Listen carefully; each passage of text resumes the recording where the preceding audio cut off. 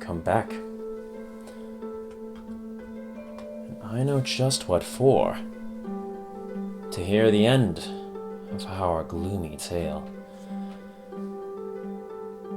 I suppose it does feel like just yesterday that Archmage Thurset briefed our party on their mission and warned them of the dangers of this so-named depth chamber. It's the lair of the first Archolytes, Ashithester, the place where he intends to summon the Detester Nolzid. Will the party be able to defeat the last two Archolytes? Or will they find freedom in death, their spirits lifted into high Elysium? We'll see. I give you the final chapter of Detester's Lair. To recap, party engaged in a most harrowing skirmish within the Alabaster Chapel. Afterwards, Valenrad blessed the fallen Archolyte Menlid, as was his dying change of heart wish. And now, they prepare to enter Ipesvid's sordid ward.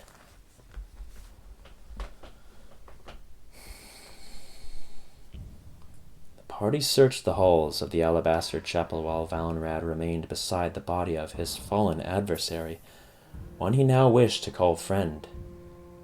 Ubi approached the fallen Mesoloth. It had crumbled apart like a jigsaw puzzle. One of the round, fly-like eyes remained perfectly intact. He felt a strong magical pulse radiate up his arm upon picking it up. I think I'll hold on to this. The party soon came across the shape of the stained glass window and matched it to one of the panels on the great amber mosaic at the back of the hall. We've found our hidden door. And I have the way to the depth chamber, spoke Valenrad, rising from a knee and holding Menlid's gate key. Now just to bring down this Ipesvid. Valenrad suddenly hobbled to the ground in pain, and Raya rushed to his aid. I can cure him with a ritual, but it will take some time. Go now. We mustn't let him regroup, nor escape. The light will be with you all. Ubi, Retribution, and Lucia each nodded. They turned to face the mosaic. Menlid said he would be weak, but like a cornered beast. Be ready for anything. Ubi tightened the grip on his forked short sword. Down we go. The three casters proceeded down several steps until they came into a very dim and round room that smelled to the high heavens of dead flesh. On a mantelpiece that encircled the whole room were many jars containing the severed heads of men floating in green liquid. And at the far end of the room was a gigantic skull impaled on many interlocking stakes, its giant eye still preserved. Before the party could get into position, a shape emerged from the darkness like a phantom. Ipesvid reached out a hand with long, shadowy fingernails and brought a slash down over Retribution. She found herself stunned in place as Ipesvid quickly stepped back into a door-like monolith and appeared through another at the end of the room. The shadowy monolith then quickly dissipated. He's out of spells! I'm sure of it! Suddenly, two broad shapes emerged from out of the darkness on either side of him. You're right.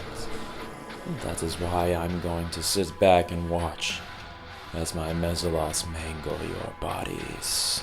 Lucia fired several spells, but her burning censure quickly went out. So are we.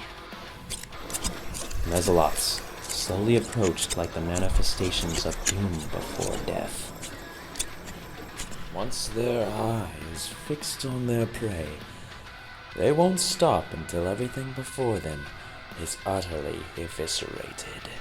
Ubi reached into his satchel and removed the Mesoloth eye he had picked up from the chapel. And what if another, larger eye, from one of their own, looks at something else? Ubi aimed the eye at Ipesvid, and the Mesoloths as if in a trance, stopped, turned, and began walking straight towards Ipesvid. The blasphemous vicar shuffled from side to side, looking for a way to escape, but found every attempt futile. Their claws snipped and shattered in a terrible, deathly chorus. No. Stop. Kill them. You are my slaves. Mine. Not anymore, Ipesvid. They're my friends now. Get 'em, boys. Ipesvid's scream turned to a squawk as the two Mesoloths carved him into pieces. His head flew from out of the shearing flurry and rolled at Lucia's feet. She knelt down and removed the mask to reveal the face of a man that had long been withered from evil. Now I know why he wore a mask.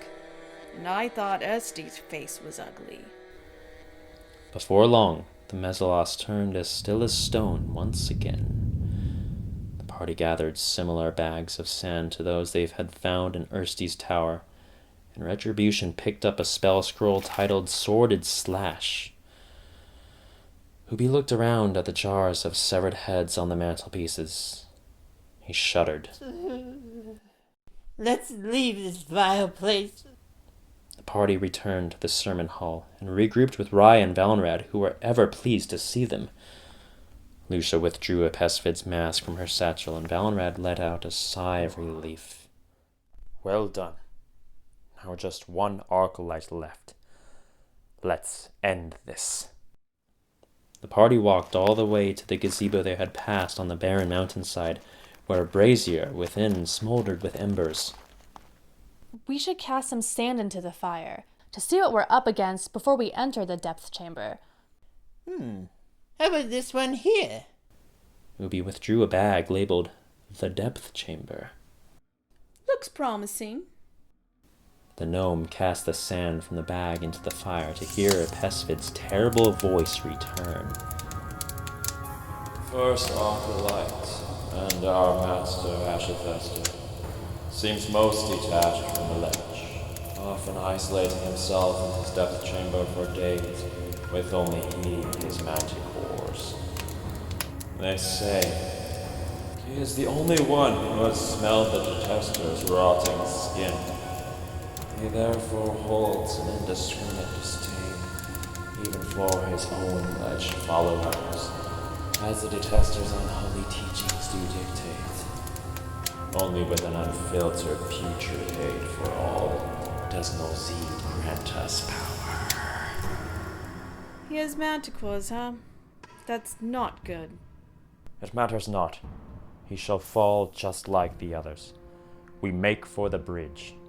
The party retraced their steps until they returned to the raised drawbridge, though they agreed that a good rest would be essential for what lay ahead, and so they investigated the nearby area until they came across a storage closet. I'm not going to miss sleeping in closets. The party slept for a good 6 hours, and then creaked the door open. They carefully emerged, and sensing no immediate danger, Valenrad inserted Menlid's gate key into a small stone lock, allowing access to the winch. They quickly lowered the bridge. No time to waste. We move into the depth chamber. Guard yourselves. The 5 companions began moving across the bridge towards a door built into the cliffside opposite them. It was embossed with a metallic head of a lion whose face appeared strangely human. And just then, something big came rushing through the air overhead. Keep moving, come on. Several sharp objects suddenly pierced the air. Defend! Shouted Valenrad as half a dozen serrated spines came splintering into the bridge. Thankfully, only one found its target, but was caught by Valenrad's shield. Manticore spines! Oh no! Quickly, into the chamber! Run! Hollered Ubi as he and the rest of the party rushed to open the door. They quickly locked it behind themselves. The area near the entrance was torch-lit and revealed several giant birds hanging in even bigger cages. They're rocks. Spoke Raya. Oh, poor babies. Retribution approached one of the cages, and the bird began to flap frantically. No being deserves a cage. Maybe they can help us. I don't think so. I'm sure they want to leave as badly as we do. Raya and Retribution calmly opened both of the cages. Raya stroked the beak of one of the rocks as it emerged. Retribution opened the main door to give them a way out. Onwards, dear friends. We have a job to do. Valenrad turned towards the darkened corridor, which seemed to hang downwards like they were on the inside of some giant worm that was leaning over a cliff. Be strong now, for as the Archmage said, our own fears are a greater enemy than any down here. And what about, Nozid? Let's just hope he hasn't been summoned yet. Ubi swallowed, and they each began descending into the depth chamber. Every step echoed into the plunging abyss. The darkness grew to envelop them completely, and the tunnel spiraled ever down. Ah! Somebody touched me! A hand! Me too! Keep pushing forward, friends.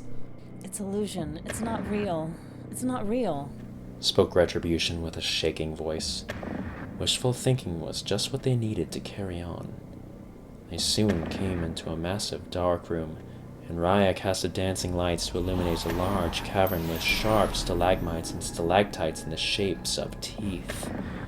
The body of Ipesvid levitated and slowly rotated in circles in the center of the cave, and lying in beds were the charred remains of over a dozen Lech soldiers.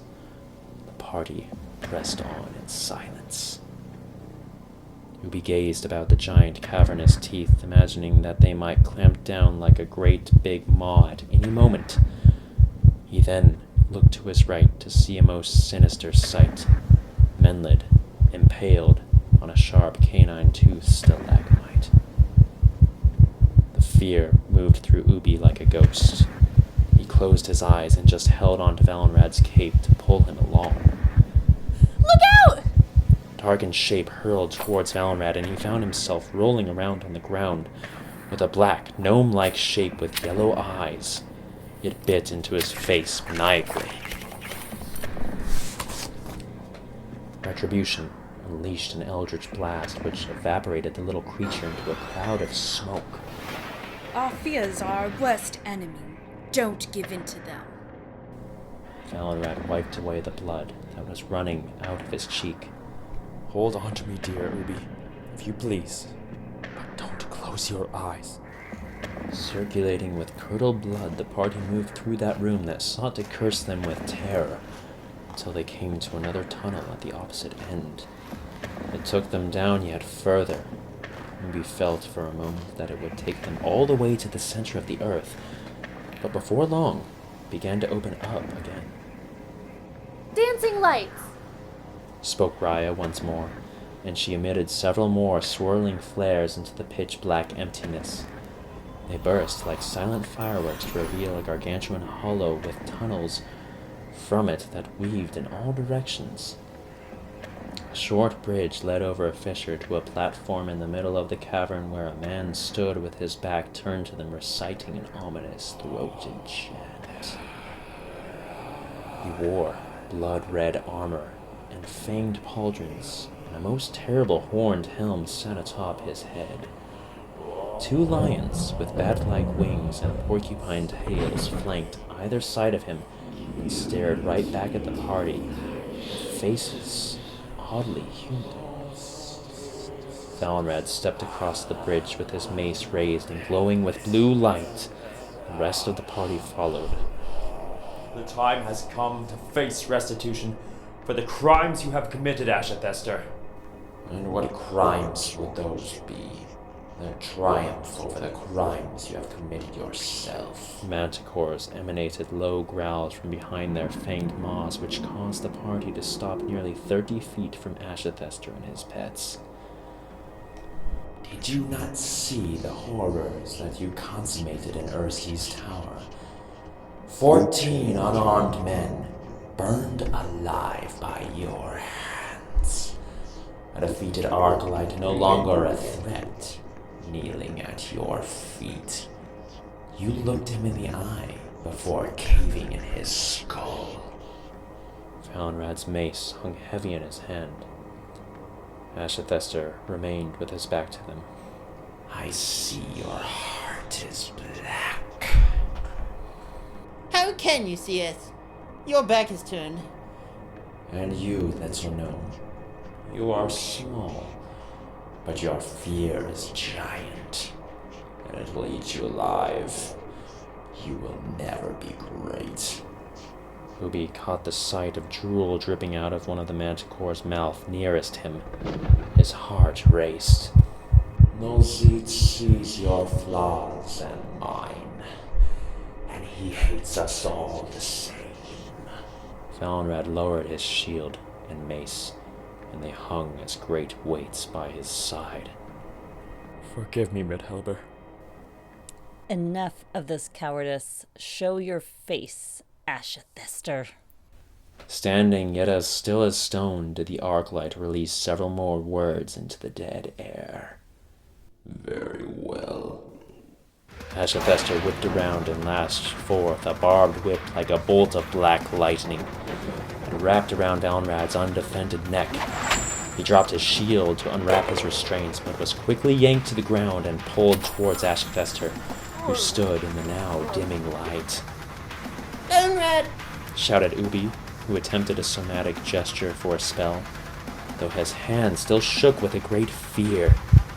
One of the manticores approached and growled a shower of horrid breath and spittle in his direction.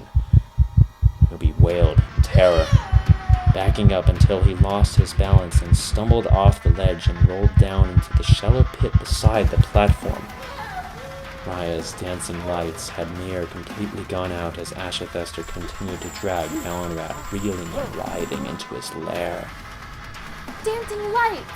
She spoke in the darkness, and several more silent fireworks burst to reveal the manticores flying all about the great hollow.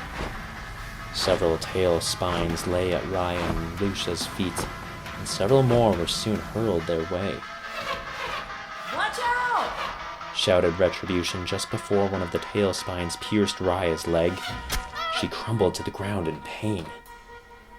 Retribution and Lucia retaliated by sending a flurry of eldritch blasts and firebolts and crossbolts up towards the ceiling of the cavern, as the manticores continued to hurl volleys of tail spines in return.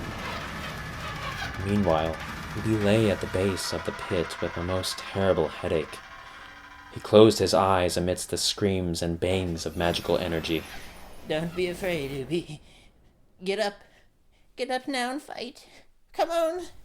He forced himself to his feet and opened his eyes to discover a crumbling flight of earthen stairs that led back up to the platform.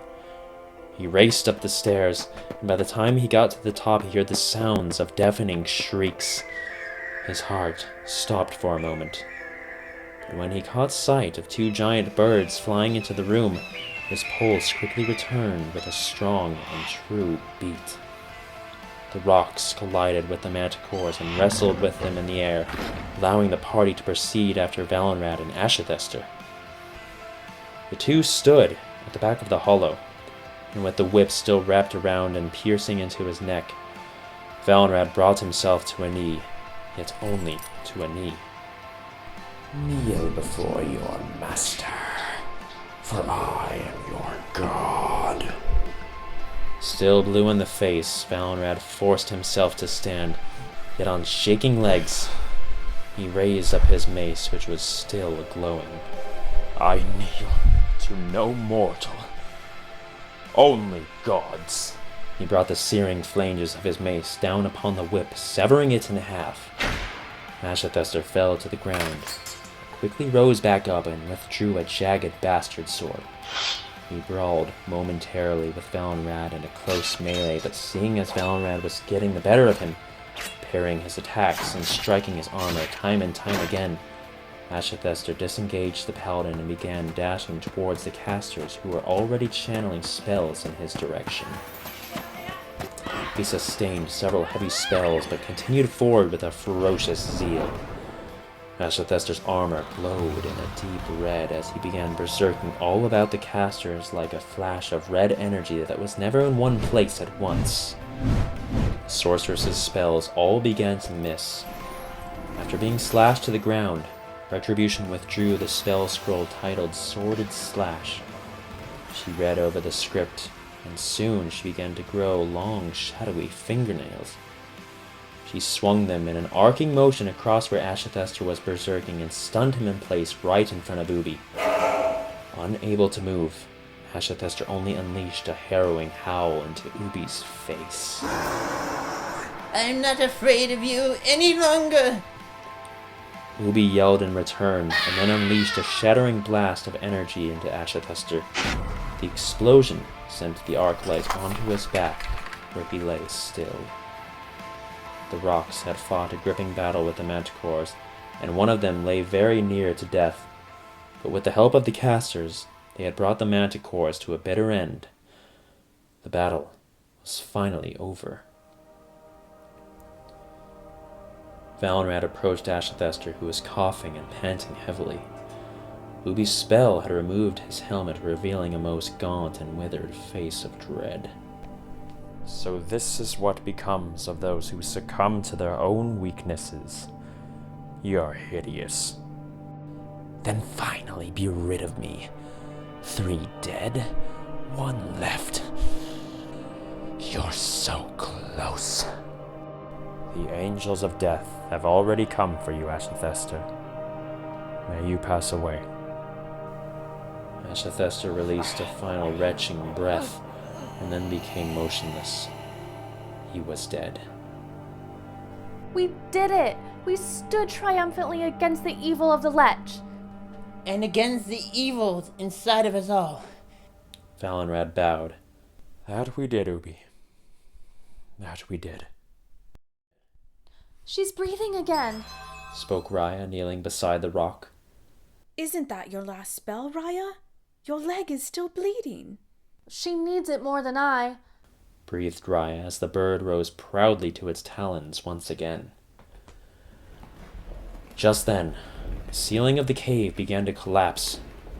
The evil of this place was the only thing keeping it standing, and now it's undone. We're running out of time. The rocks will take us! Come on! The party promptly climbed onto the majestic beasts as great big chunks of the ceiling began to fall all around them. The rocks let out glorious shrieks and then began flying back out of the narrow tunnel from whence they came, debris and earth closing the way behind them as they flew. Before long, the party could see the crumbling mouth of the depth chamber just ahead. Light at the end of the tunnel! Hold on! As the entrance collapsed, the rocks shot through the earth and dust like fallen angels rising from their ruin. They soared into the cold, hazy air high above the mountains. Raya's eyes began to close in fatigue from her still oozing wound, and Retribution had to hold on to her to keep her from falling off the bird. You can finally rest, Raya. We've made it. Raya opened her eyes to behold blue skies on the horizon. They would be upon the red tower in less than a day. They would hear the birds singing in trees, see butterflies frolicking over fields, feel the light of day blessing them with heavenly warmth, and what felt like years spent in a forlorn land, they were now free as birds. They would soon be home once again.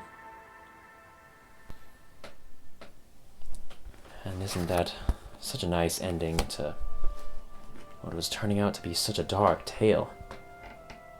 And it isn't the end for our companions, at least for some of them. They will go on to do great things. But you're just going to have to stick around to see what those things are and when they come about. But for now, my dear friends, I wish you good night.